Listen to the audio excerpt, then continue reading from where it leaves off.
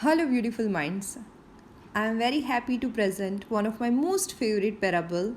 Don't jump to conclusions. There was an old man in a village, very poor, but even the kings were jealous of him because he had a beautiful white horse. Such a horse had never seen before. Kings offered fabulous prices for the horse. The man was poor, but he never sold the horse because he loved it. One morning he found that the horse was not in the stable. The whole village gathered and they said, "It would have been better to sell the horse. You could have fetched any price you liked. Now the horse is gone and it is a curse, a misfortune." The old man said, "Don't go too far. Simply say that the horse is not in the stable and this is the fact. Everything else is just a judgment. Whether it is a misfortune or not, how do you know?" And the people said, "It is a simple fact that the treasure has been lost and it is a misfortune." Well, after 15 days, suddenly one night, the horse returned. It had not been stolen, it had gone to the wilderness, and now it was back with a dozen wild horses. Again, the people gathered and they said, "You were right, and we were wrong. It was not a misfortune, it proved to be a blessing." The old man said, "Again, you are going too far. Just say that the horse is back with 12 horses, but don't judge. Who knows whether it is a blessing or not?" This time the people kept silent, but inside they knew well that the man was wrong.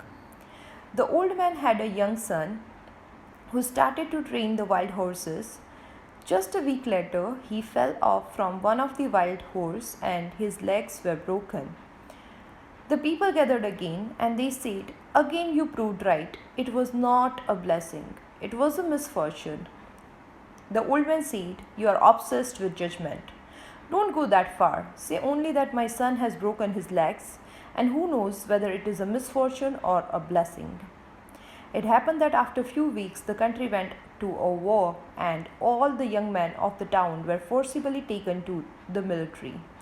Only the old man's son was left because he was crippled. The whole town was crying and weeping, and they came to the old man and said, "You were right. This proved a blessing." The old man said, "Don't judge again.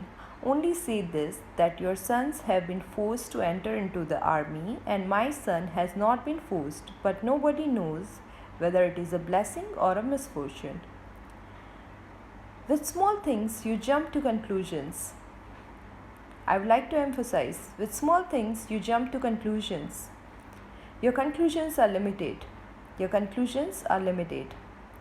They depend on your experience, and you can err. Since they depend on your experience, so you can err. When you put aside all your conclusions, you put aside all your limitations also. When you put aside all your conclusions, you put aside all your limitations also.